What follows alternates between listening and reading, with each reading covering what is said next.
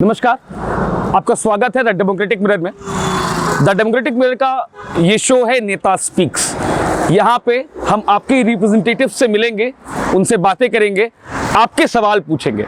आज हम मिलने आए हैं महाराष्ट्र की शिवसेना की नेता, राज्यसभा सांसद प्रियंका चतुर्वेदी से। आज उनके हम घर पहुँच चुके हैं, तो आइए आपकी बात कराते हैं प्रियंका जी से।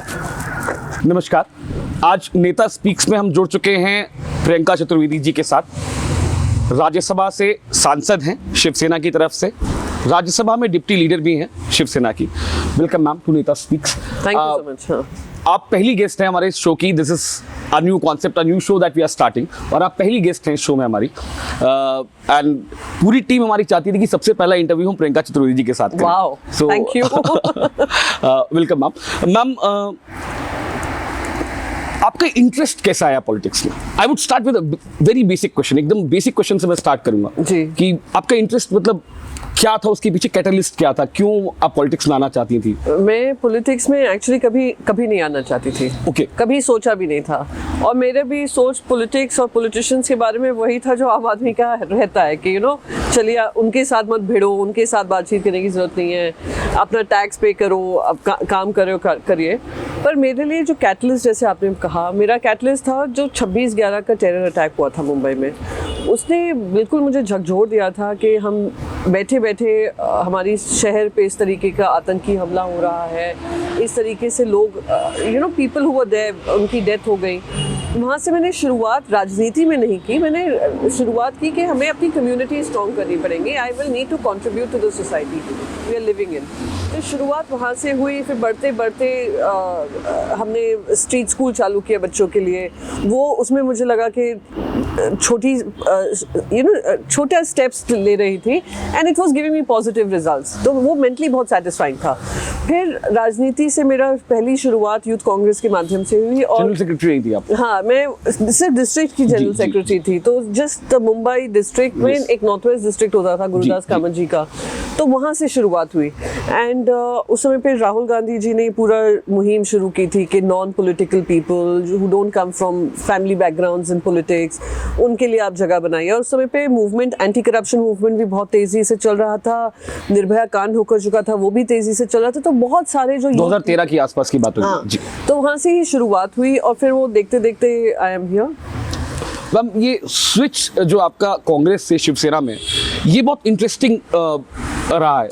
आपको कैसा लगा coming from a centrist party? Congress एक सेंट्रिस्ट पार्टी मानी जाती है। शिवसेना की जो जनरल इमेज है वो एक हिंदुत्ववादी पार्टी की रही है अभी तक, इस अलायंस से पहले। तो आप कैसे शिवसेना ज्वाइन करने का आपका मन हुआ, और क्या राज्यसभा सीट उस डील में शामिल था? ये मुझे सब लोग आरोप ज़रूर लगाते हैं कि उसमें शामिल था, पर ऐसी कोई बातचीत नहीं हुई थी। मैं आपको आई do not hide behind excuses, पर मैं आपको क्लियरली बता दूं। आपने कहा हिंदुत्ववादी सोच और सेंट्रिस्ट पार्टी। हिंदुत्ववादी सोच सेंट्रिस्ट नहीं हो सकता? बिल्कुल हो सकता है। तो एग्जैक्टली, सो हम लोग जो पार्टी है वो अपने पक्ष की बात रखकर ये भी वेलफेयर जनता का रखती है। और हिंदुत्ववादी सोच ये नहीं है कि आप किसी को पराया माने। हिंदुत्ववादी सोच है कि हम सबको साथ लेकर चलें, but there can not be favouritism. अगर आप अपने देश को सेक्युलर कंट्री मानते हैं, आपने सेक्युलर, हमने अपने कॉन्स्टिट्यूशन में डाला हुआ है, तो सेक्युलर मीन्स कि किसी को ना फेयर ना फेवर। तो हम उस विचारधारा पे चलने वाले लोग हैं। जो ये लोग कर रहे हैं भारतीय जनता पार्टी, वो अपने विचारों से, हिंदुत्ववादी सोच से बहुत परे है। वो हिंदुत्व नाम को खराब करने में लगे हुए हैं, वो दुर्भाग्यपूर्ण है। तो हम वो लड़ाई लड़ रहे हैं। अब रही बात स्विच की, हाँ, बहुत इंटरेस्टिंग स्विच था, पर स्विच इस वजह से था, जब मैंने पार्टी से इस्तीफा दिया, कांग्रेस पार्टी से, और कुछ बहुत नेशनल स्पोक्सपर्सन थी उस टाइम? नेशनल स्पोक्सपर्सन, मीडिया की कोऑर्डिनेटर भी थी, नेशनल मीडिया की कन्वीनर थी, उनके पूरे AICC मीडिया डिपार्टमेंट की। मेरे साथ एक घटना हुई थी, जो मैं राफेल के प्रेस कॉन्फ्रेंस के समय मथुरा गई थी। कुछ पार्टी के ही लोगों ने बदतमीजी की थी, बदसलूकी की थी, उनको सस्पेंड कर दिया था मेरे कहने से। पर जैसे ही चुनाव आया, उनको वापस से रीइंस्टेट कर दिया, मुझे बताया भी नहीं गया। तो मुझे ये बड़ा अटपटा लगा कि आज मैं महिलाओं की मुद्दों की बात करती हूँ। चलिए, उस समय पे आपने एक्शन लिया, उस एक्शन को रिवोक क्यों किया? तो this became a fight for my principle, what I stand for, which is कि महिलाओं को लेकर अगर आप सम्मान की बात करते हैं, महिलाओं की पहले प्राथमिकता देने की बात करते हैं, तो अपनी पार्टी की महिलाओं को से शुरुआत करिए ना। नहीं उन्होंने एक्शन लिया, चलिए वो भी छोड़िए। फिर जब मैंने इस्तीफ़ा दे दिया, मुझे क्योंकि मैं मुंबई से आती हूँ, महाराष्ट्र से आती हूँ, वापस मैं मुंबई ही जा रही थी, और हमारे सीनियर लीडर आदित्य साहब ने मुझसे पूछा कि अब आप क्या करेंगे, यू नो आपने इस्तीफ़ा दे दिया, अपना करियर अपने बलबूते पे बनाया, किसी की सहायता से नहीं बनाया, कोई गॉडफादर नहीं था, तो आप करियर को क्यों ख़त्म कर दे रही हैं? क्योंकि मैंने कहा मैं पॉलिटिक्स में नहीं करना चाहती हूँ। सो मैंने कहा मैं अब इतने सालों से बच्चों को छोड़ा हुआ है, I will want to be in Mumbai. तो he said which is a better party in Mumbai than us, तो आप हमारे साथ आइए। और I will be very honest, मुझे बीजेपी से फ़ोन आया, मैंने मना कर दिया, मुझे आम आदमी पार्टी से आया, मुझे YSRCP, काफ़ी ऐसे वो थे जिन्होंने फ़ोन किया, but I was very clear कि मैं मुंबई में रहना चाहती हूँ, that is why I chose. And I will tell you one more thing, सारी 10 साल की मेहनत, चलिए पार्टी ने प्लेटफॉर्म दिया, सब दिया, पर उस प्लेटफॉर्म को आगे बढ़ाने का काम तो हमने किया, वो मेहनत मेरी थी, वो पूरा 10 साल का सफ़र मेरा था, तो मैं वो उसको ख़त्म कर देती। सो आई चोज, मैंने कहा I will work in politics, but I will work in Maharashtra now, and that is my place and that is where I want to work, and that is why I chose Shiv Sena. Ma'am ये काफ़ी एक controversial question है। Shiv Sena, when a Shiv सैनिक is not the chief minister, और जब शिवसेना के नेता मुख्यमंत्री हैं, इन दोनों में एक डिफरेंस दिखता है आपको, एग्रेशन का डिफरेंस? नहीं, I didn't understand the question. अगर बाला साहब ठाकरे जब तक शिवसेना के प्रमुख थे, इवन उद्धव ठाकरे जी जब तक शिवसेना के प्रमुख रहे, और जब वो आपके चीफ मिनिस्टर नहीं थे, मुख्यमंत्री नहीं थे, तो क्या एक एग्रेशन अलग था? आज एग्रेशन अलग है, आज वो थोड़ा सा उनने टोन डाउन किया है? आई वुडेंट से किसी तरीके से हमारा टोन डाउन हुआ है, पर उस समय पे जो अग्रेशन था वो भूमिपुत्र की लड़ाई को लेकर था, और भूमिपुत्र की लड़ाई हम अभी भी लड़ेंगे।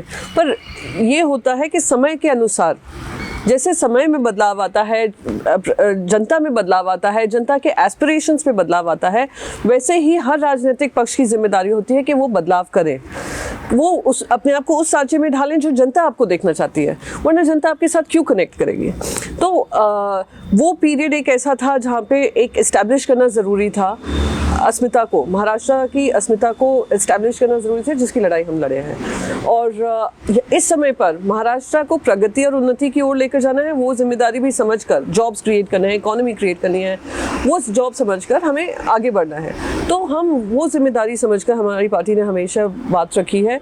सो aggression, tone down aggression, I will not get into that. I will get into जब समय के अनुसार जहाँ पे भी हमें अपनी जनता की आवाज़ रखनी पड़ी, हमने रखी है किसी भी तरीके से। एक आपने बहुत इंपॉर्टेंट सवाल पूछा था, I want to go back to this, क्योंकि मैंने जवाब नहीं दिया था। वो आपने कहा था राज्यसभा की डील, ऐसा उसमें कुछ भी नहीं था। हम लोग ने बस, मैंने उस समय पे जब मेरा पार्टी चेंज किया था, उस समय बस एक ही मंशा थी कि मैं अब मुंबई में रहकर, मुंबई जो जैसे मैंने 26/11 से शुरुआत की, मुंबई से ही शुरुआत की, मुंबई के बेहतरीन काम के लिए शुरुआत की, मैं मुंबई को अपना समय दूँ और मैं अपनी राजनीति वहाँ से करूँ। क्या मेरे तकदीर में लिखा था, ना मैंने डिस्कस किया, ना साहब ने मुझसे डिस्कस किया। आपको ऑफर किसने दिया राज्यसभा सीट का जब आप अपने शिवसेना ज्वाइन कर ली? हाँ, उसके बाद तो मैं बताऊं, जब ये तीसरी सीट का हो रहा था, राज्यसभा का सीट का हो रहा था, तो बहुत सारी वहाँ अफवाह फैल रही थी कि शायद तुम्हें, पर मुझे किसी ने कहा नहीं था। फिर एक दिन साहब ने मुझे, CM सर, पार्टी पक्ष प्रमुख भी उद्धव साहब ने मुझसे कहा कि एक मिनट तुम घर आओ, I want to talk to you. तो मैं वहाँ पे पहुँची थी, तो उन्होंने कहा तो दिल्ली जाने को तैयार हो? And I was like sir, यानी? तो he is like I want to send you to Delhi, कि हमारी ये तीसरी सीट थी, हमने ज़्यादा इस पर फोकस नहीं किया था, but now it is important कि I was quite taken aback कि इतनी बड़ी जिम्मेदारी मुझे दे रहे हैं, इतना सम्मान दिया था मुझे, इतना मेरे कहूँ कि जो भी मैं बात रखती थी, मैनिफेस्टो से लेकर ये सब, उसमें मुझे इतना सम्मान बढ़ाया है। और जब मुझे पार्टी में भी लिया था, उन्होंने कहा पार्टी मुझे एक छोटी बहन मिली है, that was the kind of respect I got, and I understood that responsibility. और फिर उन्होंने कहा कि चलिए अब आप फॉर्म वॉर्म भरिए, और लास्ट डे जो नॉमिनेशन फाइलिंग का है, उस दिन हम फाइल करने जाएंगे बाकी सबके साथ, जब वहाँ विकास अघाड़ी के जो हमारे अलायंस पार्टनर्स की भी राज्यसभा MP से, तो हमने एक साथ हमने फिर अपना नॉमिनेशन भरा।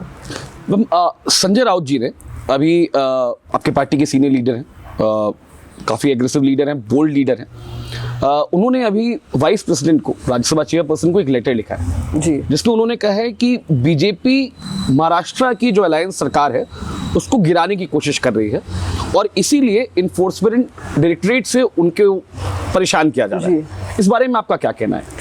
देखिए क्या बीजेपी की तरफ से ऐसा कोई एफर्ट हो रहा है कि सरकार गिराई जाए महाराष्ट्र वो में? तो पहले दिन से ही शुरुआत हुई। आपने देखा था 48 घंटे से भी कम वो मुख्यमंत्री रह लिए, जहाँ पे आपने राष्ट्रपति से लेकर गवर्नर सारे रूट का इस्तेमाल किया, फिर भी मुंह की खाई। पर तब से ही इनकी यही मंशा रही है कि कैसे भी कर जोड़ तोड़ करके हम, जैसे बाकी राज्यों में कर लिया कि हम मध्य प्रदेश में ज्योतिरादित्य सिंधिया जी के साथ कर लिया या बाकी राज्यों में कर लिया, उनको लगा कि महाराष्ट्र में भी ऐसे ही कुछ कोशिश करेंगे, राजस्थान में भी कोशिश हुई थी तो इनको लगा है महाराष्ट्र में भी हम ये कोशिश करते रहते हैं। तो उन्होंने, बेबाक नेता हैं हमारे, सीनियर लीडर हैं, उन्होंने कहा इनको इनकी जगह दिखानी जरूरी है कि कैसी इनको एक्सपोज करना जरूरी है। आप देखेंगे सुशांत सिंह राजपूत के समय पर बिहार में चुनाव आ रहे थे तो आपने सीबीआई को, मुंबई पुलिस को बदनाम किया, महाराष्ट्र पुलिस को बदनाम किया, हमारी सरकार को बदनाम करने की कोशिश की, हमारे ऊपर ऐसे फालतू के इल्ज़ाम लगाए गए, तो उसमें फिर सीबीआई को एक्सपोज किया। आज तक सीबीआई वो फाइनल क्लोजर रिपोर्ट नहीं दे पा रही है। फिर आया नारकोटिक्स ब्यूरो में आप एक आदमी को सिंघम बनाए जा रहे हैं और दिखाने की कोशिश करें कि मुंबई के सब लोग नशेड़ी हैं और महाराष्ट्र सरकार कुछ नहीं कर रही। आपके गुजरात पोर्ट पे 700 या इतना हजारों किलो आपका बरामद होता है, पर आप यहाँ पे कहते हैं हम सब नशेड़ी। तो हमने एनसीबी को एक्सपोज किया और अब बारी आई ईडी की। अब ईडी आप संजय राउत जी को देख लीजिए, उनके ऊपर है, नवाब मलिक जी को देख लीजिए, उनके ऊपर है, अभी बाकी सारे काफ़ी हमारे 2-3 लीडर्स हैं उनके ऊपर है, फिर ईडी रेड्स हुए हैं, हमारे एक सीनियर लीडर जो बीएमसी में है उनके ऊपर की है। तो ये एक्सपोज करना बहुत ज़रूरी है। और उन्होंने सिर्फ इनको चेयरमैन साहब को नहीं लिखा, उन्होंने बाकायदा अभी प्राइम मिनिस्टर को एविडेंस के साथ, कल ही उन्होंने ट्वीट किया, मैंने भेजा है और मैं उनसे कह रहा हूँ कि इस पर इन्वेस्टिगेशन करें। तो अगर इनको कोई हेड ऑन नहीं लेगा ना, ये लोग बुली करते हैं, they are like the bullies. वो बुली होता है ना कि जितना आप शांत होगे, जितना आप सप्रेस होगे तो ये लोग दबाते ही रहेंगे, और जैसे ही बुली को कॉल आउट करोगे ये लोग डर जाते हैं, कावर्ड्स होते हैं। तो ये वो साहब काम कर रहे हैं। मैम, डू यू थिंक कि कांग्रेस, एनसीपी और शिवसेना में एक कॉमन अंडरस्टैंडिंग बन गई है? क्या अब आगे भी जो 2024 के हमारे इलेक्शंस हैं उसमें आप इन तीनों पार्टियों को एक साथ देखती अलायंस के मेजर पार्टनर्स के तौर पे? देखिए महाराष्ट्र में, I'll just frame my question, क्या शिवसेना यूपी का एक इम्पोर्टेंट पार्ट बनेगी 2024 में? महाराष्ट्र सरकार जो बनी उस समय पे भी अटकलें लगाई गई कि ये तीनों नहीं चला पाएंगे, 3 पहिए का रिक्शा है। मैं इस क्वेश्चन पे आने वाला था, लेकिन उसका आंसर आपने पहले ही दे दिया। हाँ, गिर जाएगा, ये वो सब अटकलें लगाई गई। पर हमारा एजेंडा बहुत क्लियर है, इशू बेस्ड पॉलिटिक्स है। सब अपनी आइडियोलॉजी संभालें, अपने प्रमोट करें, कोई किसी को नहीं रोक रहा। आप हमारे हिंदुत्ववादी सोच पे आप उल्टा सीधा नहीं कहिए, हम आपके बारे में कुछ नहीं कर रहे हैं, पर हम लोग एजेंडा पे आए। एक common minimum programme, common minimum agenda है और वो महाराष्ट्र की जनता के लिए है, and which has turned out to be very successful. अब रही बात सेंटर की, हमने तो सारी कोशिश कर रहे हैं कि ऑपोजिशन को सबको साथ में आना चाहिए। हम अपनी जिम्मेदारी समझ रहे हैं, शिवसेना अपनी जिम्मेदारी समझ रही है कि इंडिया में इस समय पर ये ज़रूरी है कि जनता को दिखाया जाए कि ये जो कर रहे हैं आपके साथ, आने वाले समय में आप लोगों के लिए हानिकारक है। तो सबको आना ज़रूरी है, मुद्दों पे आना ज़रूरी है। तो अगर किसी भी तरीके से हम ऑपोजिशन को स्ट्रेंथन कर पाए तो हम बिल्कुल अलायंस में खड़े रहेंगे। पर ये जिम्मेदारी मैं हमेशा कहूँगी वो सीनियर पार्टी की होती है, वो उस पार्टी की होती है, एब्सोल्युटली, कि आप सारे अलायंसेस को साथ लेकर चलें, आप आकर बात करें, आप चर्चा करिए। कोई आपके पास तो नहीं आएगा ना कहने के। गोवा में क्या इशू होगा? गोवा में क्यों आप अलाइन नहीं कर पाए कांग्रेस के साथ? वो हम चाह रहे थे अलायंस हो, और कोई ऐसे सीट्स हैं जहाँ पे हम लोग वी फेल्ट कि हम लोग अगर कांग्रेस के साथ अलाइन करते हैं तो we'll make it a winning seat for the Congress party and for the alliance, but Congress thought otherwise. अब वो कांग्रेस से पूछना लाजमी है कि आप क्यों अलग लड़ रहे हैं। एनसीपी भी ऐसी गई थी, एनसीपी ने भी कहा कि हम लोग अलायंस कर लेते हैं, उनको भी कर दिया। फिर टीएमसी ने भी सेम आरोप लगाया। तो अगर आपको सबको साथ लेकर चलना है, जिम्मेदारी मैं हमेशा कहूँगी वो पार्टी की होती है जो नेशनल पार्टी है कि अपने अलायंसेस को साथ बनाए रखें। सोनिया गांधी जी कर चुकी हैं यूपीए 1 में। मैम, पोलैंड के एम्बेसडर हैं इंडिया में, एडम साहब, उनसे क्या हो गया, क्या बवाल छिड़ा वहाँ पे? आप मुझे ये बताइए, हमारे बच्चे हमें वहाँ से उन्हें फोन नंबर देना आपको देने से मना कर दिया ट्विटर पे। उन्होंने बोला मैं फोन नंबर नहीं दूंगा। नहीं, आपने मांगा भी नहीं? नहीं, ही सेड मैं अपना फोन नंबर पब्लिकली नहीं शेयर कर सकता हूँ। आपने बोला कि मुझे नहीं चाहिए आपका फोन नंबर, मुझे नहीं चाहिए। मैं क्यों मैंने एक सबसे पहले you have to understand this, बच्चे वहाँ से फ़ोन कर रहे हैं, ना खाना है, ना पानी है, ना एम्बेसी के ऑफिशियल्स हैं। वो पोलैंड बॉर्डर पे उनको बुला दिया गया था, यहाँ पे सब सेक रहे हैं कि हाँ पोलैंड से आपको एंट्री मिल रही है, वहाँ पर उनको रोका था जी।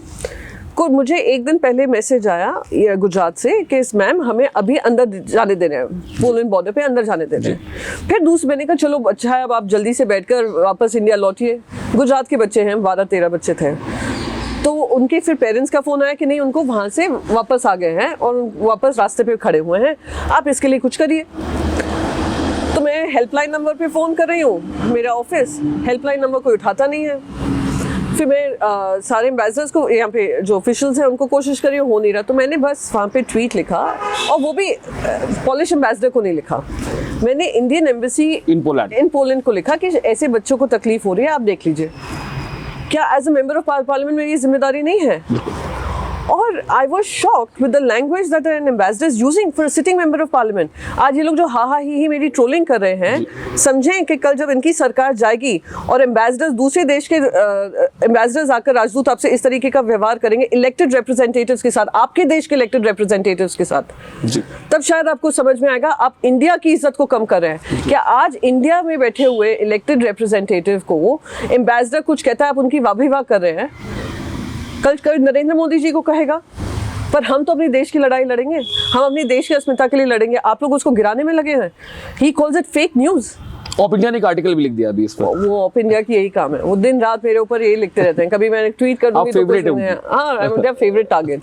सो I don't even look at them, I do not even consider them as a site which is worth following और talking about. So we are wasting our time talking about them, but however I think it is important to understand कि if ambassadors coming to India need to respect elected representatives of India, and I will not let go of this. I have taken this up with Ministry of External Affairs, and Priyanka Chaturvedi पे 100 आरोप लग सकते हैं, पर ये आरोप नहीं लग सकता कि मैं जनता की आवाज़ बनकर नहीं खड़ी होती हूँ। आप 100 आरोप लगा सकते हैं, पर ये नहीं कह सकते ये फेक न्यूज़ थी। मैंने सारे बच्चों के नाम दिए, उन बच्चों की फ़ोटोज़ आज सवेरे सवेरे मेरे पास आई है कि फाइनली आप जाकर बस में बैठे हैं। So I will not tolerate this. I will take it up with External Affairs that they have to pull him up. This is absolutely unbecoming. General VK Singh भी पहुंच गए हैं शायद पोलैंड। हाँ, जनरल वीके सिंह भी पहुंच गए हैं जी। Last question, we line this, Aditya Thackeray ji को आप कहाँ देखते हैं? क्या शिवसेना प्रमुख की जिम्मेदारी वो आने वाले समय में संभाल सकते हैं, कुछ सालों में, 2-3 सालों में? क्या प्रमोशन ड्यू है? I think at a very young age वो भारी बहुमत से एमएलए की लड़ाई लड़कर आए। पहले कहा था कि कोई ठाकरे परिवार से लड़ता नहीं है, जीत नहीं पाएंगे, ये सारी चीज़ें, इसलिए ये लोग लड़ते नहीं हैं। लड़कर दिखाया, भारी बहुमत से जीत कर आए। फिर कहा कि मंत्री पद नहीं संभाल पाएंगे।